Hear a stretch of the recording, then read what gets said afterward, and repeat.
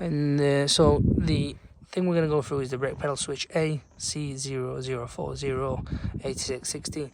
Now, if you're getting this, you may also get on the dash like ABS, traction light, whatnot. One of the lights on there. The car may function properly, no issues, but they're the ones you're going to get, and this is the code on here. It is to be found here, where the brake pedal is, underneath. So it's this blue sensor here. Check to see if it has been plugged in.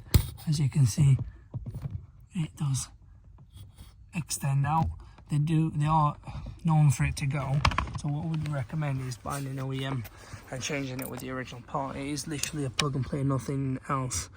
But that's what I'd recommend. Changing that, it's about a few quids on online or even from dealer.